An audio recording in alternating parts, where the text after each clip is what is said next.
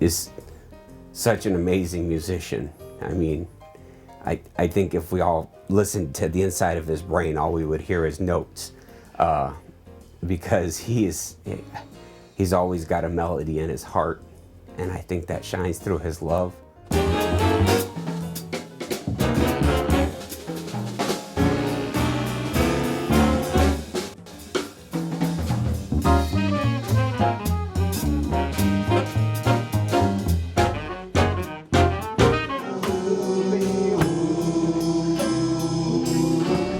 You want to take it? Which journey you want me to do it? You want to split it? Okay. You want to take the first part?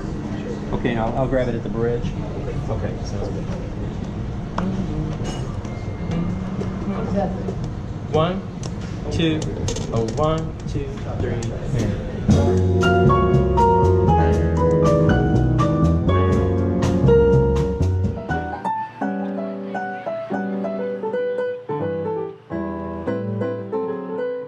My role as an accompanist, as I see it, is to support and react to whoever I'm accompanying. So let's say it's a singer. Now, singers come in all stripes and abilities. If, say, I'm accompanying a very young novice, then my accompanying is going to be very clear in where I can sort of communicate guidance and help them to keep their place and just make it through. But then there's a few singers out there that are just amazing. They're interactive and they give you ideas and they guide you in a direction, and you pick that up and go, okay, let's go there. And that's where I feel like, rather than me being the trail scout, that we are co-explorers in the music. That it could be it's a path we've been down 100 times, i.e. doing the same familiar song over and over again. But as we go down that trail and we're both looking at the woods all around us, and suddenly they'll see something new and tell me about it, and then we go that way, or I'll see something new and we go that way. That's the best situation. That when accompanying elevates to the level of being dialogical. If I can name names, one of the most ideal situations is when I'm with Yvonne Hardison. Though we've done some of her tunes a million times, it could just go off in any direction, because even Jeff, he's not just back there being a human metronome and just banging out time, but suddenly the dynamics will change, loud or soft, or he'll change the beat on things. And when you can be delightfully surprised by people you've played with 100 times in a tune that you've done 1,000 times, and it's a new adventure, and everybody looks at each other at the end of it and just giggles with delight, because who saw that coming? That is the best.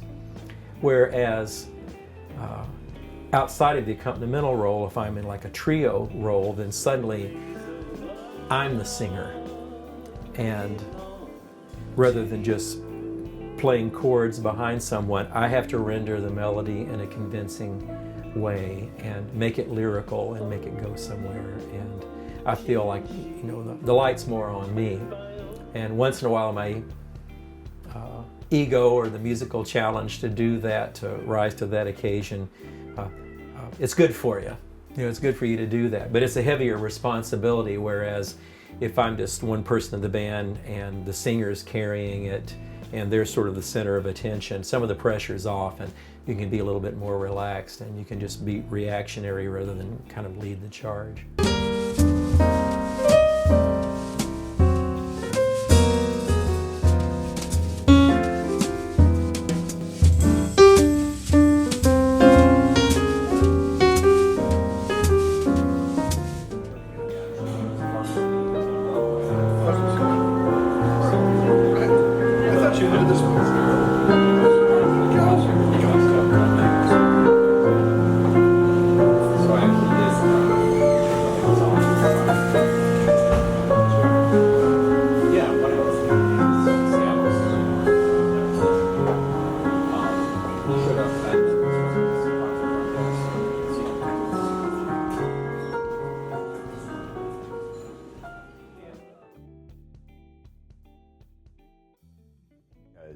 You know, we'll have an idea or we'll get something in our mind.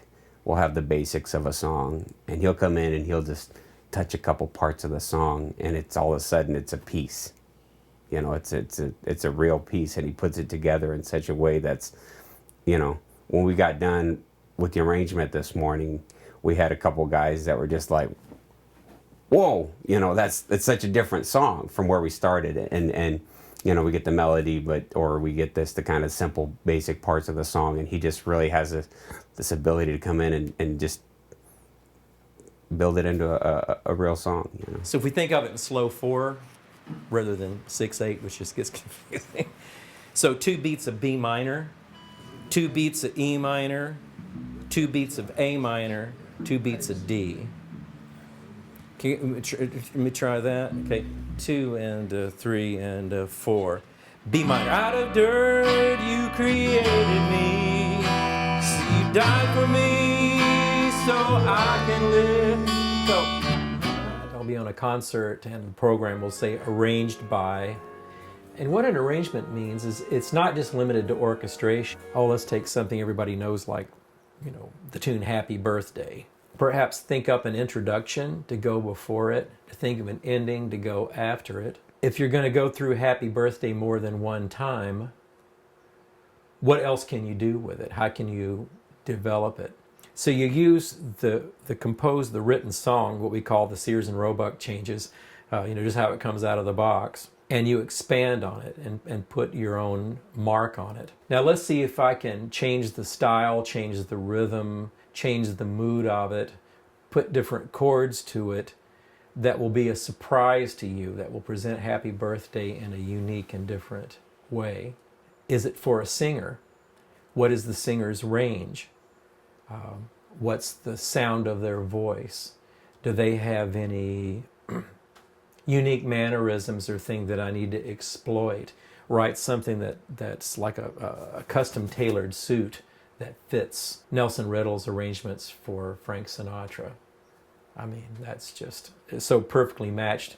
And it makes the arranger's job easy if they know who they're writing for. Duke Ellington knew who he was writing for. He didn't just write big band arrangements. He wrote things inspired by the individuals in the band. He didn't just write for an alto saxophonist. He wrote for Johnny Hodges and the unique style that Johnny Hodges had. A lot of times when we think of writing for a band, we're thinking of a homogeneous sound and everybody blending into one instrument. So it's great to know those things. So like with the Grit City Jazz Octet, when we first formed that band, they kind of made my job easy because I knew everybody in the band, what their likes and dislikes were, things they did really well, and I could make orchestrational decisions to do that. Now that brings us to the idea of arranging, that is writing for instruments other than the piano, outside of your own instrument. So what you've got to take in mind there is, what are the tonal resources available to me? Am I just writing for a piano trio? I've found that orchestrating the trio, you know, writing more written out passages and things where it's more controlled makes the trio more exciting. Now I move up to an octet where I have 3 reeds and 2 brass. An intuitive ear that recalls what those sounds were and be able to recreate that and something. People ask me all the time, I just don't know how you sit down and write for all those instruments. And it's not that hard in a way, because you just take the individual notes and a chord that you see in piano music and you just distribute it out to other instruments. But then to get all those different colorations and blends, it's like a painter moving from just, you know, primary colors, it's red over here and it's blue over here, to blending and everything until, you know, you get these hues and shades. And that's the delight of orchestration, if you have the people that can pull it off.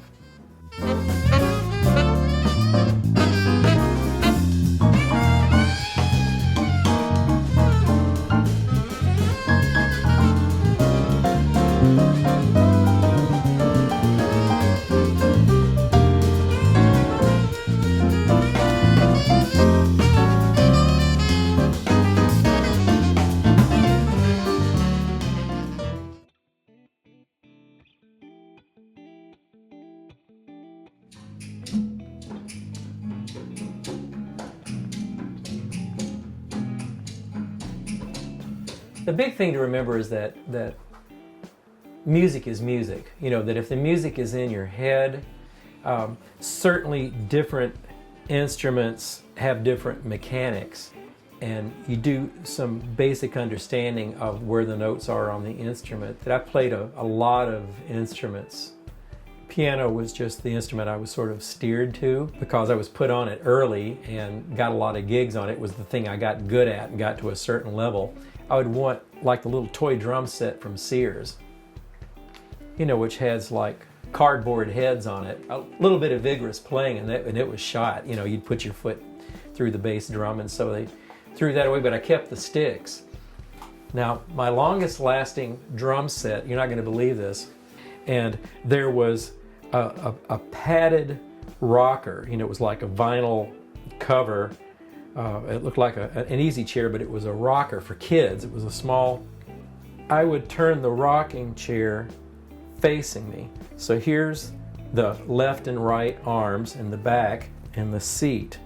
And I still had my drumsticks from my cardboard drum set that I'd trashed. And so I would put on my brother's, you know, Wipeout and Tequila and records and play the drums. So this arm was my hi-hat and the seat was the snare and the ride cymbal was the back of the chair. Play my rocking chair drum set for I don't know how long, but I knew that the same thing that had trashed the paper drum set, there was all this straw on the floor in the living room where I'd beaten the stuffing out of the rocking chair. And so vigorous drum set session would be concluded by vacuuming the straw up out of the living room carpet.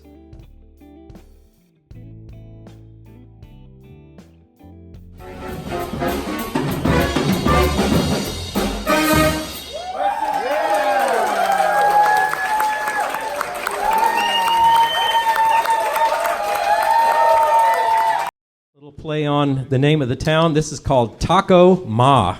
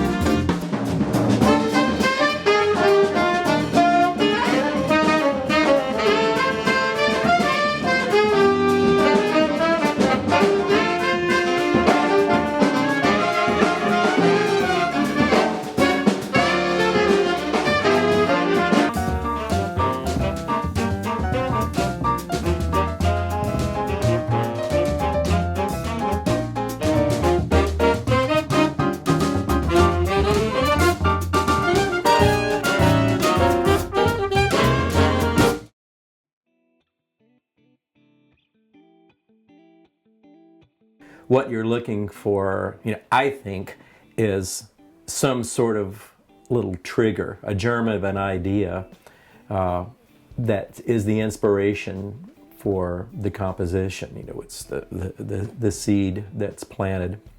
It can be even 4 notes.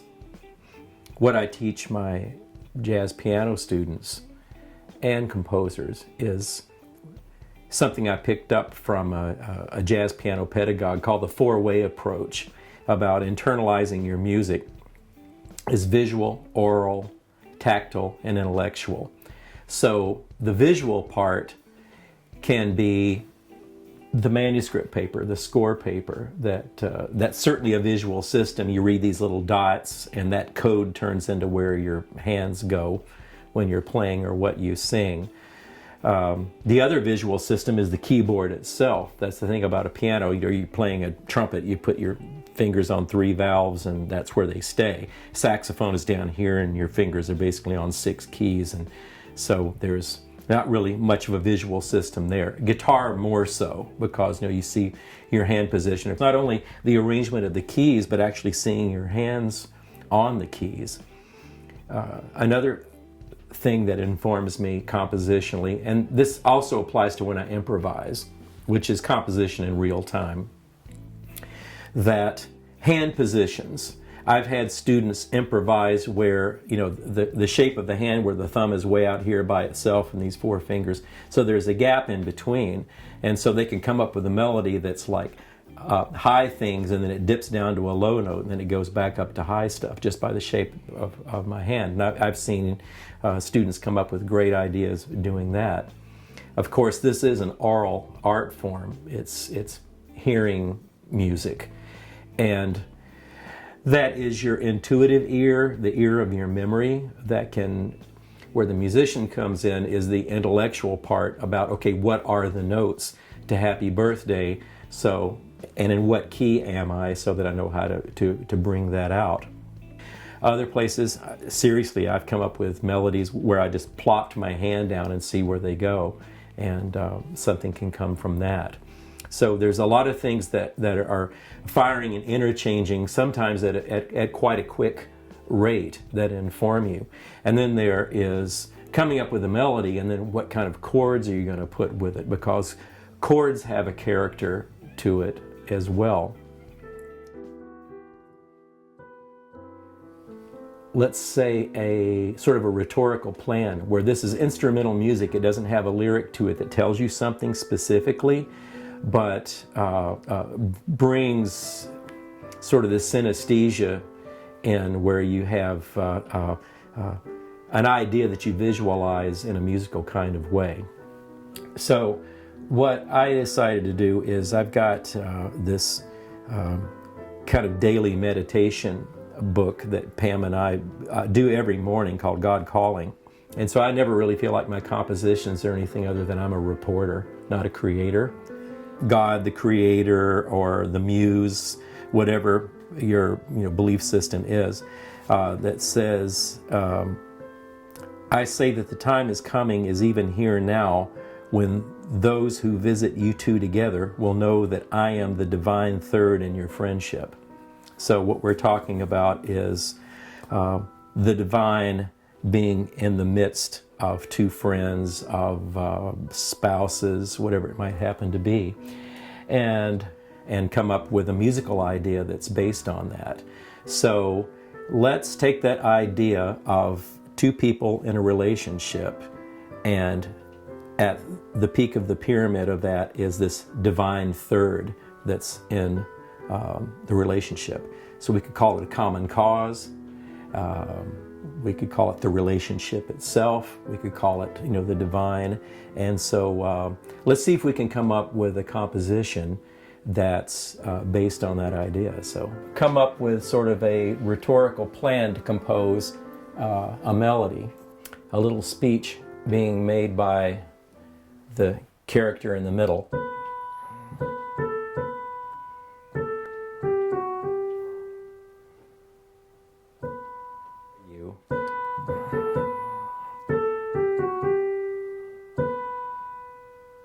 And that should hang even longer. So let's make this note 2 measures long. Okay. Now, what we're doing in this song is trying to bring all 3 characters together. So this melody's been hanging up here in the middle of the staff. All right, so listen to it once again and soak it in. Now, to finish out this little bridge, let's see if we can come up with something now that everyone has met up, and that the relationship flows all through.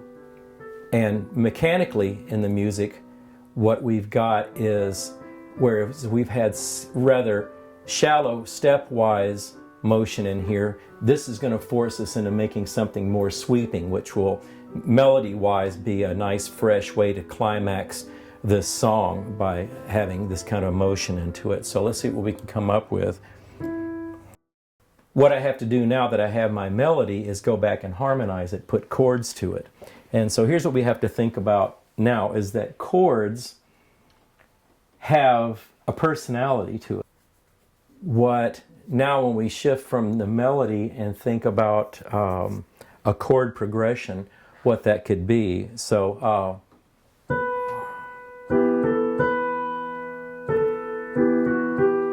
okay, so I'll put a chord on here. Here's everything together.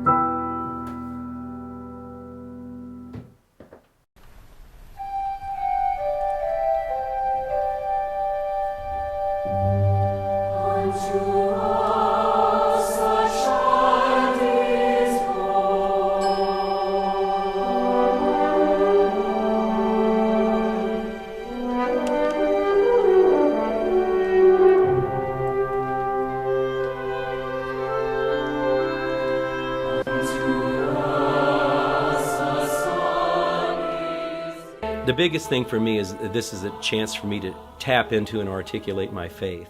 Yeah, the cantata was a very new venture for me. I have never written for, choir. Like the process of doing the cantata, which is way outside of my, jazz box.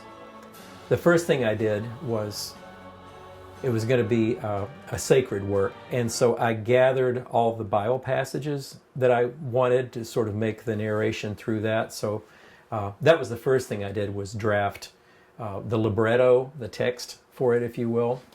I took the text and the speech rhythm there in it and sort of heard ascending and descending lines and speech rhythm. Sometimes the first thing you write is the best thing you're ever going to come up with. So I got my little green manuscript paper and sat down at the piano and took my text after I put that together and started writing these little simple tunes and think, okay, what am I going to go with next? And I found that those little simple melodies were working just fine, and got the tunes written, gosh, I think just in a few days. And then I got into the nitty-gritty details of orchestrating the thing practically all summer. Now where I was shooting in the dark was that I'd never written for a large choir in a certain acoustical space with orchestra, and I didn't know in the orchestration what was going to drown them out. If they were going to be mic'd, I just didn't have a whole lot of experience with that. So I got lucky and kept ranges and what projects and male and female voices and used what I knew. I tell you, when they rehearsed the choir and just in their little part and go to orchestra rehearsal and they're kind of going through their part, but when they finally plugged everything in together and I heard that sound come out of my pen for the first time, it was just unbelievable. Suddenly I was the excited little kid that heard something grand and new. And what some people will call the muse. It's what I call the big room, where you move yourself I'm totally convinced that we're, as C.S. Lewis says, we're spirits walking around in a body, not a body with a spirit. The longer I'm in music and the more I work in that creative realm and have time to think and contemplate it or play that tune a million times, that if I go deep and let stuff come in, refreshing, new, surprising things come in, and I just become the channel and the vehicle.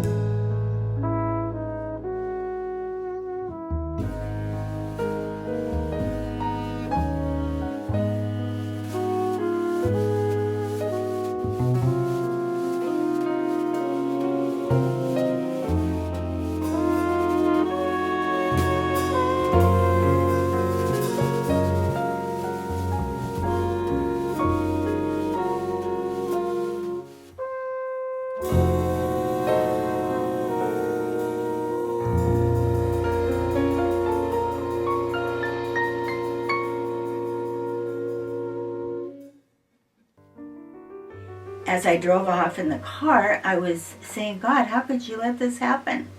It's because I was just frightened. And I heard an audible voice.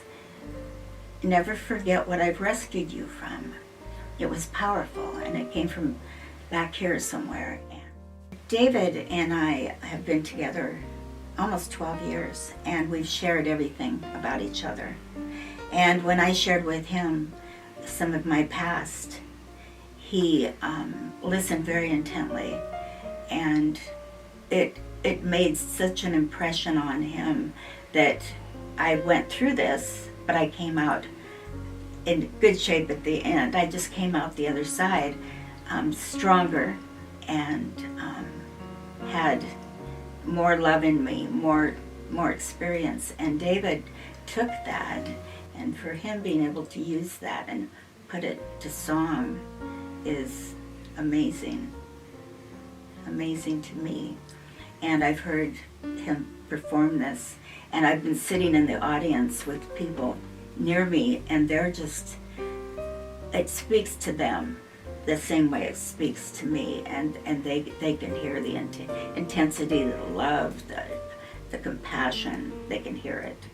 And this is kind of her story, and this is called I Rescued You.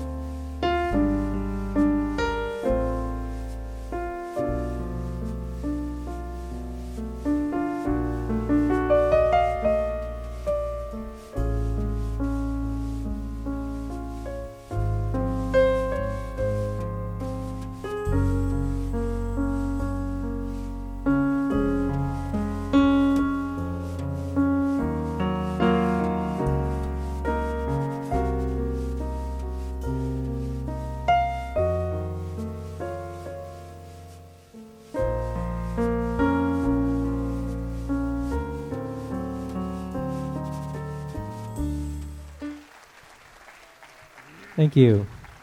Your Pam. For him to be able to take the situation or the story that a person has, or his story, and to be able to put it to music, notes. You know, you've only got so many notes, and you've only got a score this big. It's like the alphabet. How can you bring all of that out? David does, and he was created with this talent that I believe from the day he was born, by stories I've heard from his mother and David himself. And he's just a force of nature for music. He's got to perform it. He's got to be thinking it, composing it, performing it in some aspect. And lucky me, I'm married to him.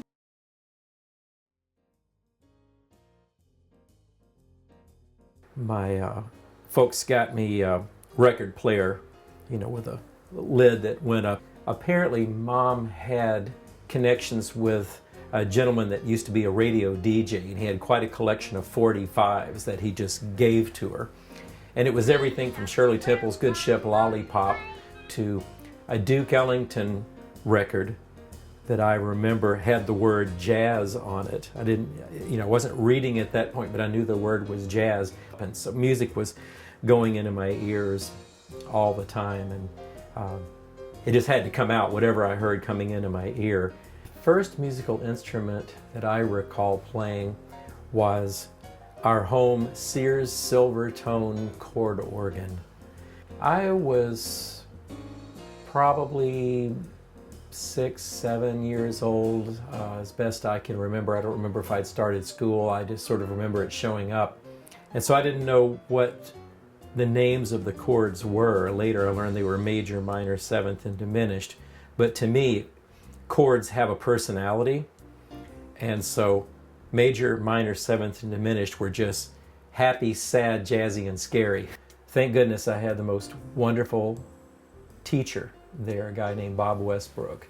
And I don't think I would be here today doing what I'm doing if it hadn't been for Bob going off script once we started.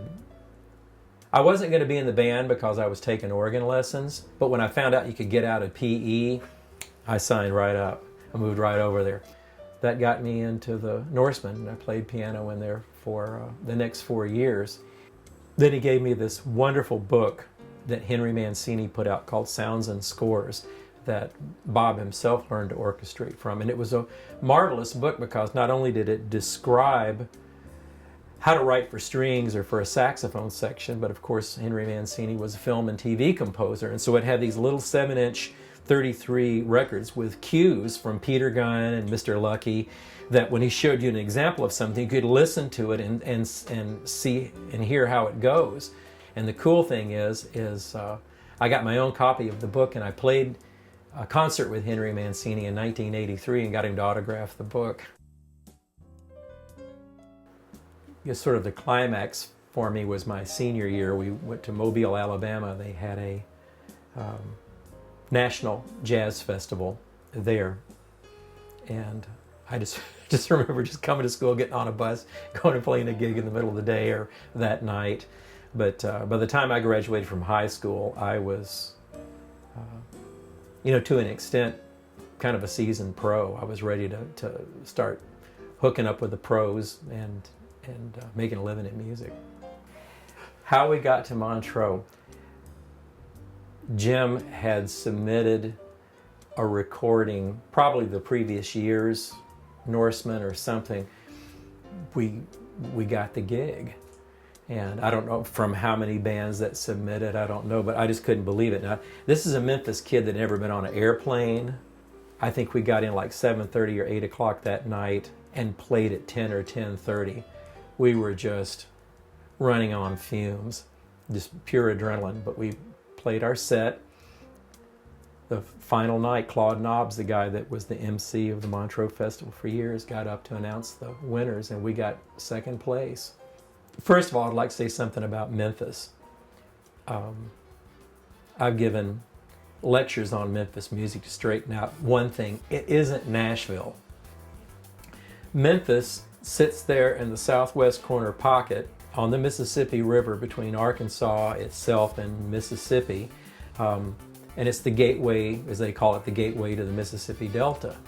Memphis has its own incredible musical heritage that if you just point it out to people, they go, oh! So W.C. Handy and St. Louis blues and Memphis blues and all that, the home of the Beale Street. Then we move into, of course, Sun Records, Sam Phillips recording studio on Union Avenue, and that's where Elvis walked through the door, and Jerry Lee Lewis and Johnny Cash and all of that Sun stable. Meanwhile, across town, Estelle Axton and Jim Stewart started Stax Records, and turned out Sam and Dave and Otis Redding and all these people that recorded for Atlantic Records, Land of a Thousand Dances, Soul Man, the soundtrack to Shaft. I mean, the musical heritage is just incredible. One guy there who was a student at Memphis State at the time was James Williams. James would talk to me and turn me on to jazz artists and things. And out in my neighborhood, when it still was a little unusual for a person of color to come visit you at your house, and James came over with a big stack of albums. James would come to borrow my electric piano to take on a gig and sit down and play the piano for me, and I'd say, what was that lick? And he would show it to me. And James Williams was as close to a jazz piano teacher as I ever had. Early 70s. Danny Thomas founded St. Jude Hospital in Memphis. And so they had a fundraiser at the Mid-South Coliseum called the Shower of Stars. And so after I became a professional, that continued on for a couple of years. I played for Wayne Newton and Lola Falana and Isaac Hayes and some others. When it came time to go to college, Memphis State was right up the road. I'd been going up there to study, and I was familiar with the place. And so Don says, what are you gonna major? It had to be music because I didn't know how to do anything else. But he said, what's going to be your concentration in music? And I said, well, I guess it'll be music ed. That's what everybody's doing. And why does everybody do it? So you'll have something to fall back on. And he said, well, then you'll fall back on it. Do you see yourself up conducting a high school band? Oh, no. So, well, then don't do it. And so he said, go, for composition. And I said, well, then I will. And the new jazz guy said, well, if I was going to get a doctorate, I would get this degree specializing in music of the Southern United States. I said, what are you talking about? What are you talking about? So, why, Memphis has such a rich musical heritage, we're going to have a doctoral program studying music of the Southern United States. And they hired this guy, David Evans, who was a world authority, is a world authority on folk blues, to run the course. And I went, wow. And so I went and talked to him about it. And I said, well, it's not jazz history, but it's, studying the primordial soup from which all of our American popular music came. And so I went back and announced to my family, yes, I'm coming back to Memphis to get this very unique PhD in Southern Regional Music Studies. And I'm so glad I did, because that gave me all the chops I needed to get my first college job. So that's what sort of pulled me into the academic side of music. So from 82 until I finished my PhD in 86 and got my job at North Texas, 6 hours a day, 5 days a week. Went in there and sang some version of Buy Our Stuff. It's pretty cheap and it works pretty good. It did do 70% of the English-speaking jingles in the world.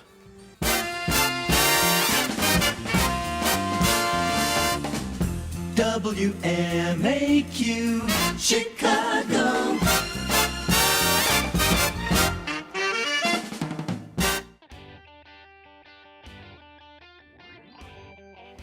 And so I'm in my pre-tenure publisher parish phase here, and they said, would you like to write a textbook on American popular music? And I had 130-page outline course notes, and I thought, I'll just flesh this into prose. Sure, I'm in.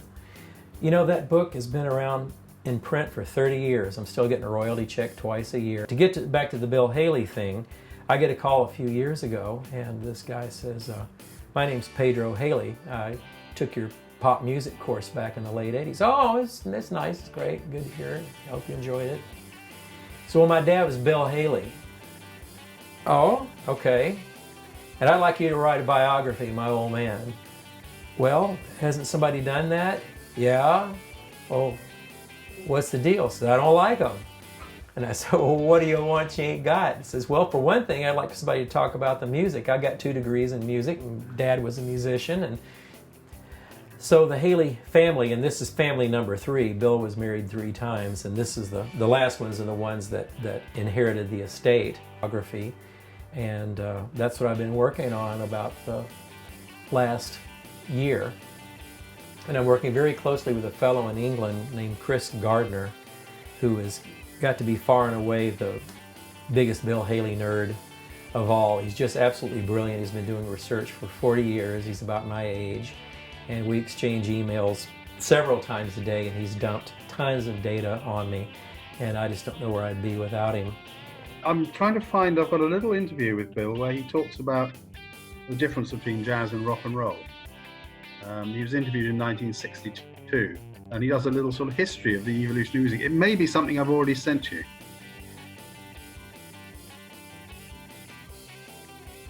The thing I like about David is, first of all, when you get musicians telling other musicians how to do things, a lot of times there's the ego that pops up because they don't know how to, they're like, well, everybody always, when they're giving advice or telling you how to do something or change something musically, they instantly, like, they almost have a, you're doing it wrong mentality. And I love that Dave is so easy to be taught from. First of all, you know he knows what he's talking about because he's a professor of music. But then you when he says something to you, he doesn't say, hey, you know, idiot, you're doing it wrong. He says, hey, why don't you try this? I think this will sound good. And he doesn't, if you don't get it, he doesn't like, why aren't you getting this? Like some people do. He's very patient and he's very... Make them slightly better than they were when they came in 30 minutes ago. Or at least show them the path to get better. You know, I might not see it, but if I can at least see the light come on, I can find a way to explain a concept to them. They can both understand what they're supposed to do next so that they can go do it. And hopefully that they get a little encouragement from it. You know, that they can see this isn't impossible, and it motivates them a bit.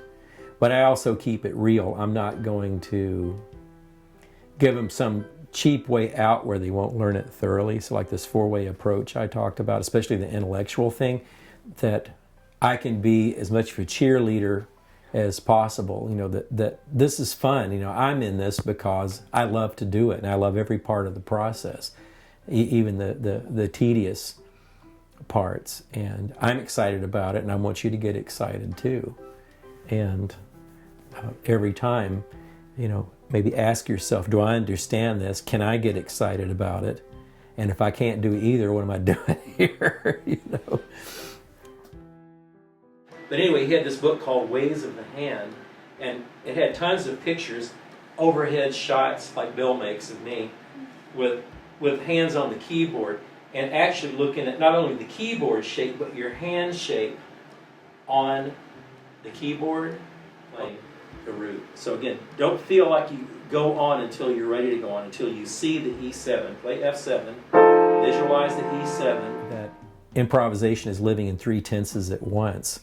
That for a second, you know, it's kind of like looking in your rearview mirror when you're driving at night. You know, the red tail lights, you can only see back so far where you've been, and you know, here's where you are, and then your headlights showing you 50 feet where you're going. And so, yeah, it's a lot like driving at night. You know, that's kind of your sphere. That's your past, present, and future, and you work within that. So let's give a warm welcome to Dr. David Deacon Joyner. So this evening for Black History Month, my theme is music from the age of the Harlem Renaissance, myths and reality. We'll look back at the establishment of Harlem as a major community and cultural center for African Americans in the first part of the 20th century, and in parallel, the music that grew along with it.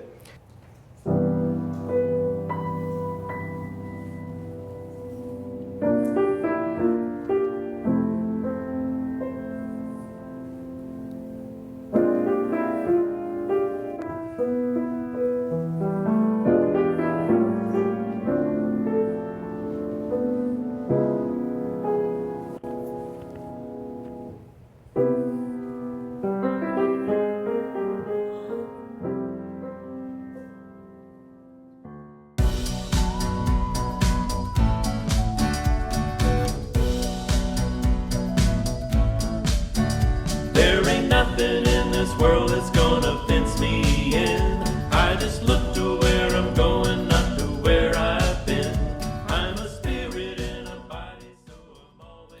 Dave, I think he's a wonderful guy. Him and his wife Pam, they do so much for Living Stones and for this group and just for us as people. We love them. We love them coming up. He's always here to help us. So we appreciate him so much. Him and Pam both. They both do a lot here. So I think he's a really great guy. Yeah, when I first met him, he came up to me when I was in the hallway in the unit, and he started talking, and I said, "Wow, this guy is okay." You know, it was nothing, no holds barred in his conversation and his attitude. It was straight and narrow. So I like that.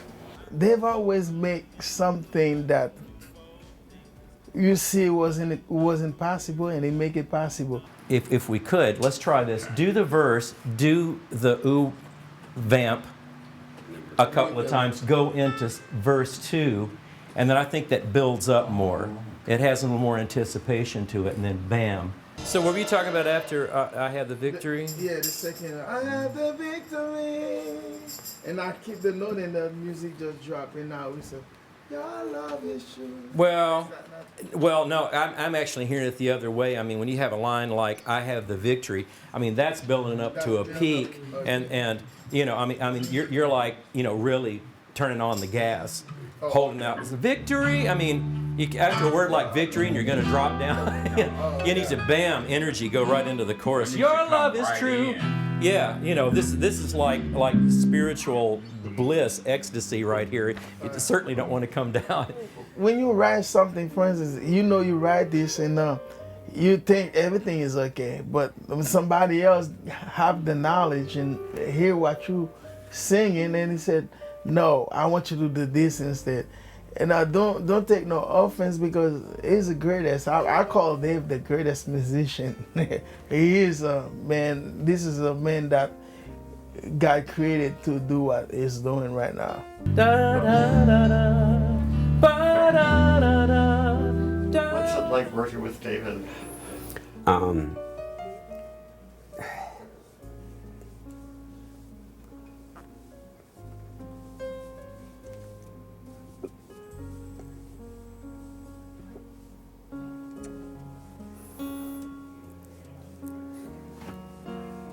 David, it's hard to talk about David without Pam.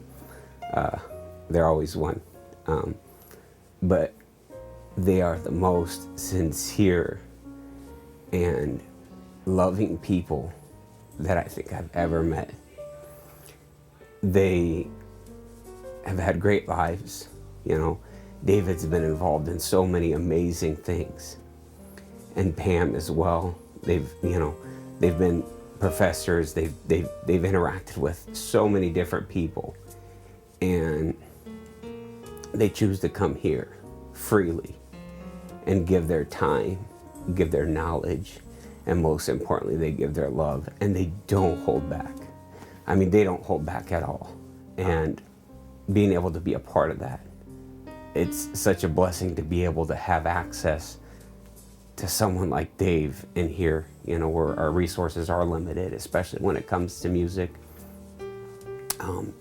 They're always willing to be there and not just come there, but their hearts are present there.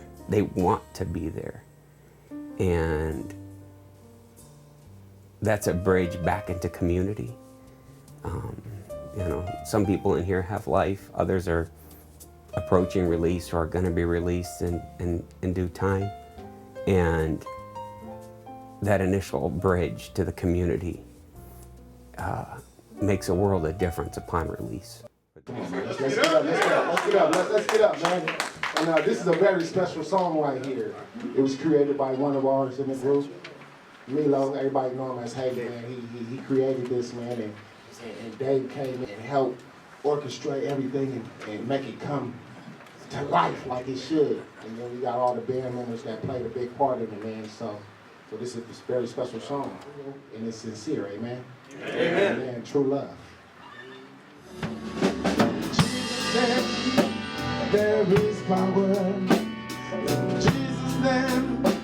I'm not afraid. In Jesus' name, I've been born again. In Jesus' name, I have the victory. Your love is true. Your love is faithful to me, Lord. Your love is faithful. Your love is real. Your love is excellent to me, Lord. Your love is true. Your love is faithful to me, Lord. Your love is faithful. Your love is real.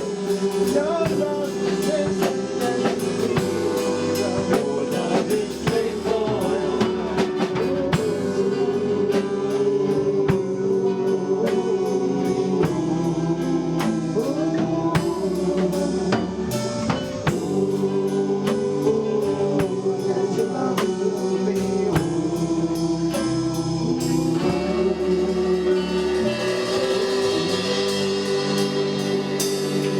Hallelujah, hallelujah. Praise God. And so Dave and Pam are beautiful people. That beyond just the act and the process of making music elevates me to a life of service. And so I think service is my operative word, and I carry that to realms outside of music with prison volunteering I do and some other things that I do. Yeah, service. I think that's my one word that I shoot for. And that's what I love. Like I said, music, and more music.